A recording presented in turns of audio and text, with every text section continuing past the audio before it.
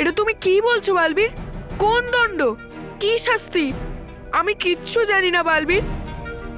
আমি বুঝতে পারছি না যে তুমি কোন দণ্ডর কথা বলছো। আমি ওই জাদুদণ্ডের কথা বলছি, যেটা দিয়ে তুমি মানবকে সাইকেল দৌড়ে খুব বিরক্ত করেছিলে আর ওকে হারানোর জন্য ওর ওপরে জাদু করেছিলে।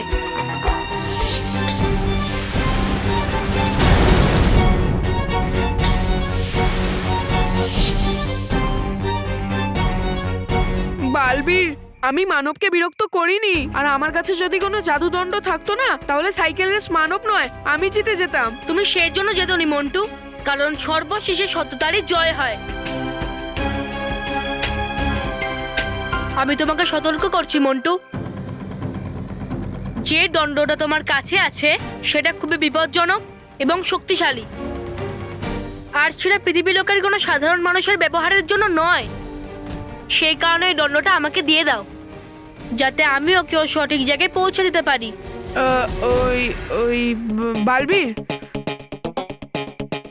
ওই জাদুদণ্ড নিজের ঠিক জায়গায় পৌঁছে গেছে। আমি জানি তুমি জাদুদণ্ড আমার কাছে এই জন্যই চাইছো, কারণ ওই দণ্ড দিয়ে আমি তোমার প্রতিপক্ষ হতে পারি বালবীর। আর তাই ওইটা আমি তোমায় কখনোই দেব না। তুমি কি এত ভাবছো মন্টু? ওই জাদুর দণ্ডটা তোমার জন্য নয়, ওটা আমাকে ফিরিয়ে দাও।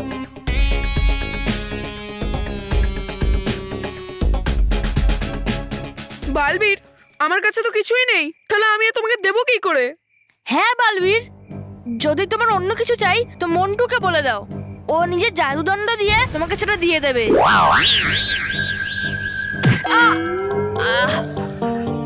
আমাকে তুমি আর রাগিও না মন্টু, নাহলে আমি তোমাকে মিথ্যে বলার জন্য কঠোর থেকে কঠোর শাস্তি দেব। তুমি সত্যি দিয়ে দাও আমার শাস্তি, কিন্তু আমি সত্যি বলছি আমার কাছে দণ্ড নেই, নেই দণ্ড আমার কাছে। ঠিক আছে মন্টু।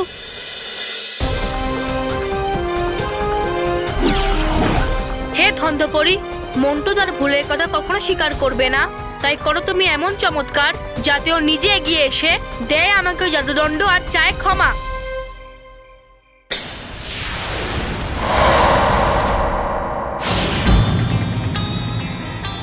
আমার জাদুদণ্ড জাদু কাজ করছে, এবার আসবে মজা। কারণ বালবীরের জাদুর পরিণাম হবে এবার মেহেরের ওপর।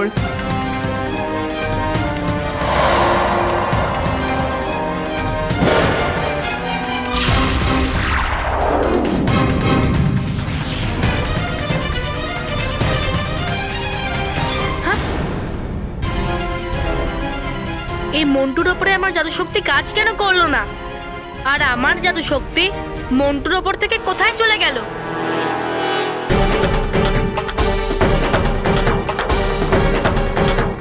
মন্টু, তুমি তোমার ওপরে একই নতুন জাদু করেছো। কি করে বাঁচছো তুমি আমার জাদু থেকে? আমি কি করে জানবো বালবীর? আমি কিচ্ছু জানি না। ঠিক আছে, তুমি এভাবে বলবে না। আমি এক্ষুনি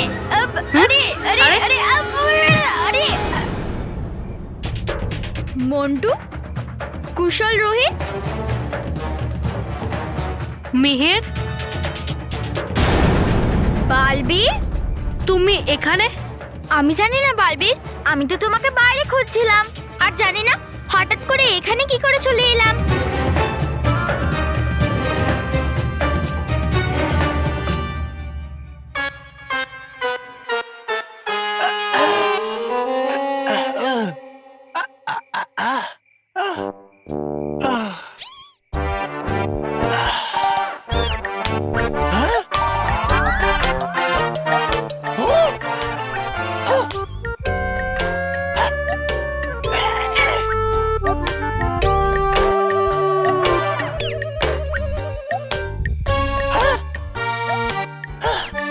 মনে হচ্ছে আমার নিয়ে নিয়েছে পরি ভয়ঙ্করের ওই জাদুদণ্ডটা ওই মোটা ছেলেটাই। দেখলে কি সুন্দর পোড়া কপাল আমার! পুরো দুনিয়ার লোককে ছেড়ে পড়তেই হলো ওই জাদুদণ্ডটাকে ওই মোটা ছেলেটার হাতেই। করেছিল আমার খুব ধোলাই হোলির সময়, কিন্তু এইবার হবে না কোনো ধোলাই। কিন্তু এখন খুব রেগে গেছে শ্রী শ্রী তবা তবা মশাই। আর যখন আসে খুব রাগ, শ্রী শ্রী তবা তবা মশাইয়ের ফেটে যায় আকাশ, কেঁপে যায় মাটি।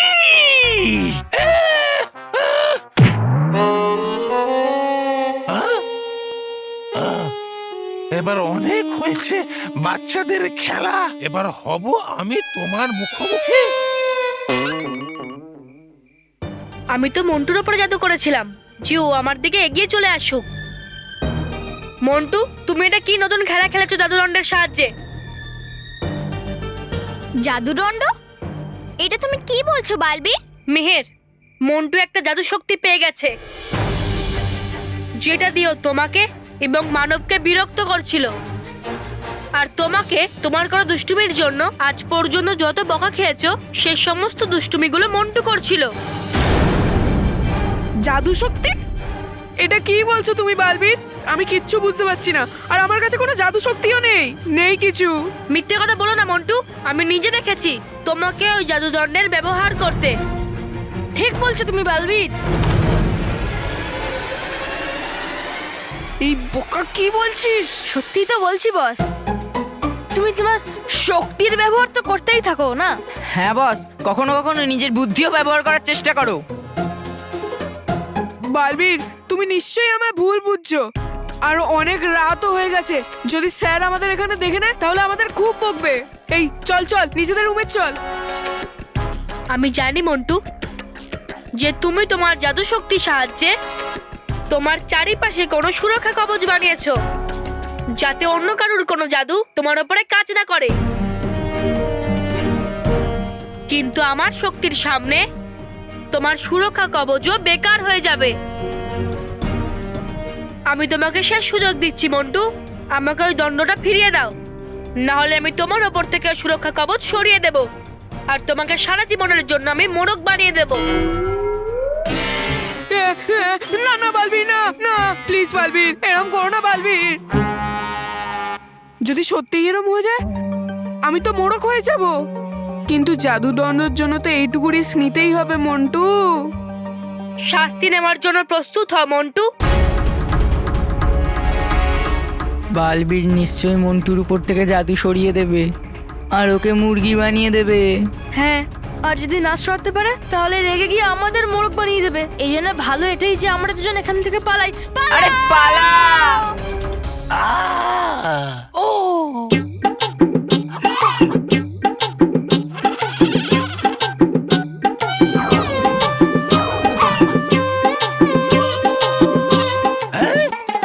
এই দুটো বোকা গাধা গোলাম এইখানে, দুটো তার মানে হাতিটাও আছে আশেপাশেই।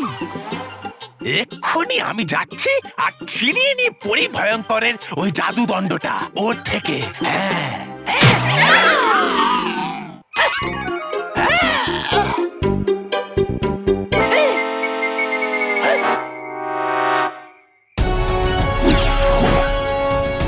হে চঞ্চল পরি, মন্টু করেছে নিজের ওপরে কোনো জাদু যাতে ওর ওপরে কাজ না করে অন্য কারুর জাদু। মন্টুর ওপর থেকে সুরক্ষা কবচ দাও সরিয়ে, আর মন্টুকে সারা জীবনের জন্য মোড়ক তুমি দাও বানিয়ে। সর্বনাশ! আমার তো মনে হচ্ছে পেয়ে গেছে খবর বালবীর পরি ভয়ঙ্করের জাদুদণ্ডের ব্যাপারে। আর পাবো না কখনোই পরি ভয়ঙ্করের জাদুদণ্ড।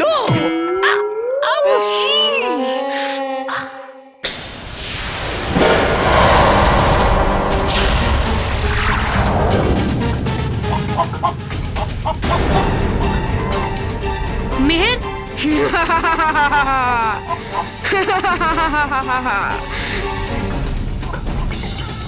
সুরক্ষা কবচের জন্য মন্টু তো আমার জাদু থেকে বেঁচে তো যেতেই পারে, কিন্তু তার ফল মেহের পাচ্ছে, এটা কি করে সম্ভব? Welcome to Beton world. How may I assist you? নতুন ফ্ল্যাটের জন্য একটা স্ট্যান্ড ফ্যান আর কুলার নেব। এই পচা গরম থেকে একটু স্বস্তি চাই। বাজার চলতে সব ব্র্যান্ড তো আর ভরসাযোগ্য নয়। তার জন্য তো আমাদের ফ্যান আছে, all purpose bullet table fan, ceiling fan.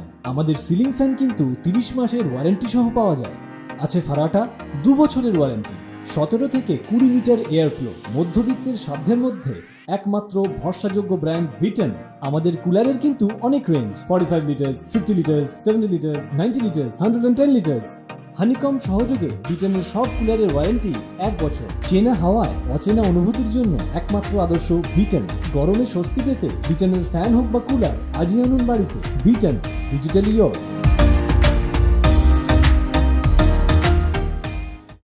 তুমি আর আমার কিচ্ছু করতে পারবে না। ওই কি বলো তো, তুমি আমার ওপর যা জাদু করবে ওই জাদুগুলো ওয়েস্ট হবে। আমি তোমার জাদু এই বেচারা আর ভালো মেহেরের ওপর দিয়ে দিয়েছি। ওই জাদুর পরিণাম এই মেহেরের ওপর দেখা যাবে। বেচারা সাধারণ আর ভালো মেহের।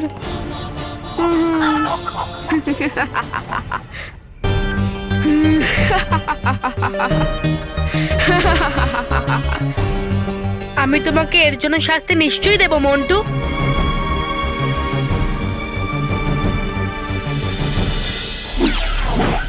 হে চঞ্চল পরি, তুমি আর করো না দেরি, আরে আবার মেহের হয়ে যাক তাড়াতাড়ি। হ্যাঁ বারবি, এটা কি হলো? তুমি তো মন্টুর উপরে ম্যাজিক করেছিলে না, তাহলে আমি কি করে বদলে গেলাম? মেহের, মন্টু তার উপরে হওয়া প্রত্যেক প্রহারকে তোমার দিকে ঘুরিয়ে দিয়েছে। কি? আর এই কারণের জন্যই আমি মন্টুকে তার দুষ্টুমির জন্য আমি শাস্তি দিতে পারছি না। আর আমি ওই জাদুদণ্ড মন্টুর কাছ থেকে ততক্ষণ নিতে পারবো না যতক্ষণ না জাদুদণ্ড ও আমাকে নিজে ফিরিয়ে দেয়। আর আমি এটাও জানি যে ও নিজে থেকে আমাকে ওই জাদুদণ্ড ফিরিয়ে দেবে না। আমি বুঝে উঠতে পারছি না যে আমি কি করি, কারণ মন্টু ও এখনো বাচ্চা আর ওর ওপরে আমি কোনো ভারী শক্তির প্রয়োগ করব না। কিন্তু ওর হাতে ওই বিপজ্জনক জাদুদণ্ডটা আমি ছেড়ে দিতে পারি না। আমি ঠিক বুঝে উঠতে পারছি না যে আমি কি করব। বালবীর, শক্তি খুবই প্রয়োজনীয় যে কোনো যুদ্ধ জেতার জন্য, কিন্তু সব যুদ্ধ শুধু শক্তি দিয়েই তো জিতে যায় না। আমাদের শক্তির সাথে সাথে শত্রুর ওপর আক্রমণ করার জন্য নিজের বুদ্ধি দিয়ে সঠিক কৌশলও বানানো উচিত। তাহলে যদি আমরা শক্তি দিয়ে না জিততে পারি, আমরা আমাদের বুদ্ধি দিয়ে জিততে পারবো। তুমি একদম ঠিক বলেছো মেহের। কখনো কখনো শক্তির থেকে বেশি বুদ্ধি বেশি কাজে দেয়। আর আমি মন্টুর হাত থেকে ওই জাদুদণ্ডটা নেবার কোনো না কোনো একটা উপায় বার করেই নেব।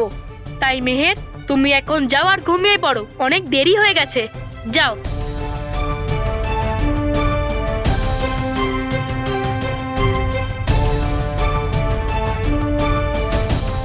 বালবীর, আমি জানি যে জয় তোমারই হবে।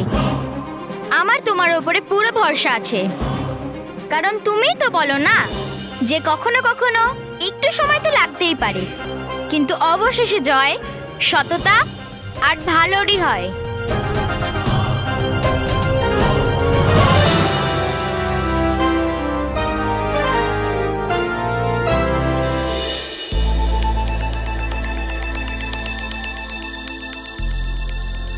এত সময় হয়ে গেল কেশপুরীর ইতিহাসের বই পড়তে পড়তে, কিন্তু এখনো অবধি রানীপুরীর স্বরূপ ফিরিয়ে আনার একটা উপায়ও পাওয়া গেল না। আমাদের ধৈর্য রাখতে হবে গালপুরি। আমার মনে বিশ্বাস আছে খুব তাড়াতাড়ি কোনো না কোনো উপায় নিশ্চয়ই পাবো।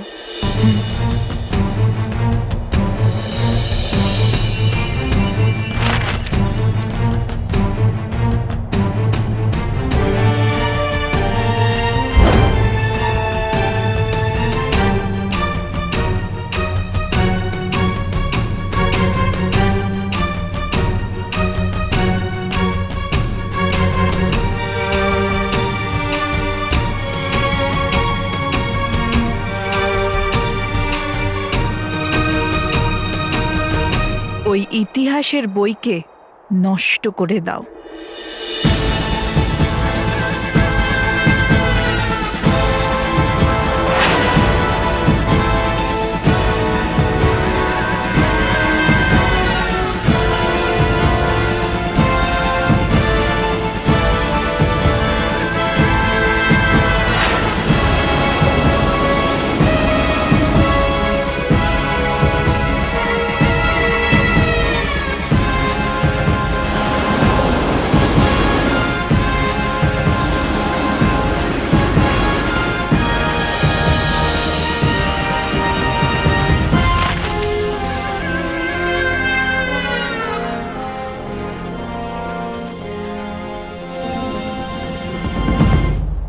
উপায় পাওয়া গেছে। পরীরা উপায় পেয়ে গেছি। কি উপায় পেয়েছেন কেশপুরী? আমাদের যত তাড়াতাড়ি সম্ভব উপায়ের প্রয়োগ করতে হবে। আরে একটু ধৈর্য ধরো, আমি শুধু উপায়টা খুঁজে পেয়েছি, এখনো পড়ে উঠতে পারিনি। তাহলে আর সেটা পড়ার জন্য দেরি করবেন না কেশপুরী, তাড়াতাড়ি পড়ুন।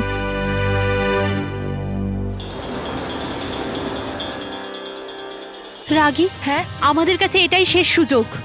যদি ওই পোকা ঠিক সময় ওখানে না পৌঁছয় আর বইটাকে নষ্ট না করে, তো এই পরীরা রানী পরীকে ঠিক করার উপায় পেয়েই যাবে।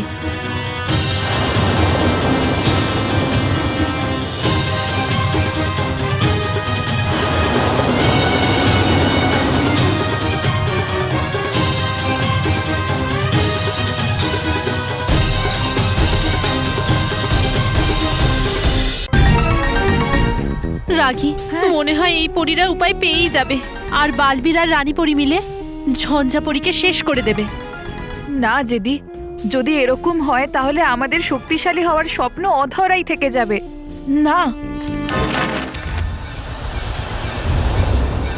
তাড়াতাড়ি তাড়াতাড়ি।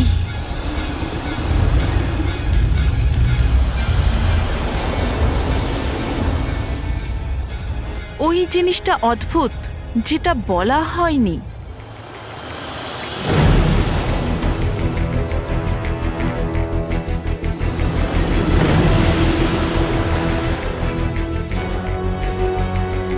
কি হলো কেশপুরী, আপনি কি ভাবছেন?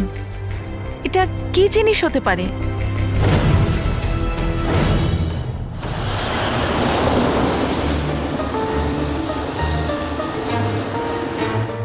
বাহ, কেশপুরী আপনি পরের পাতায় পড়ুন, হতে পারে সেখানে আমরা এই ব্যাপারে আরো কিছু জানতে পারবো। হ্যাঁ হ্যাঁ, আমি এখনই পড়ছি।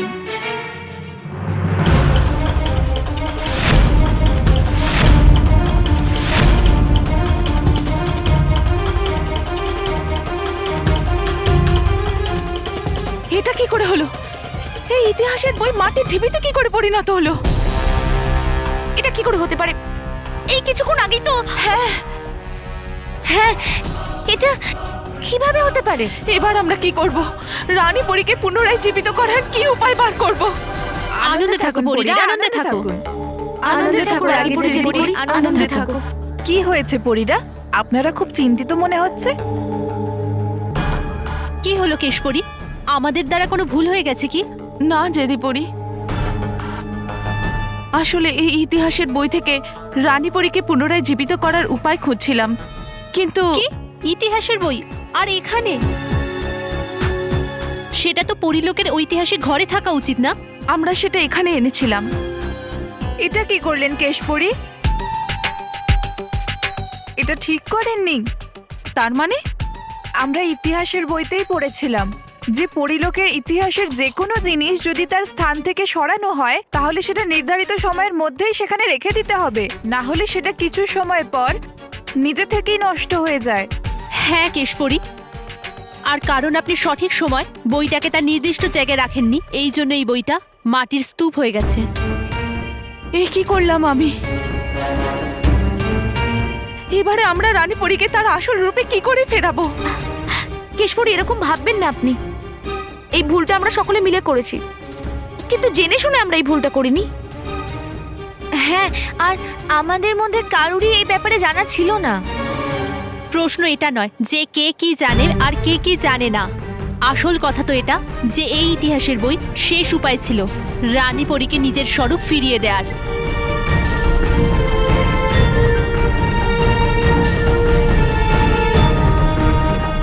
এবার কি হবে?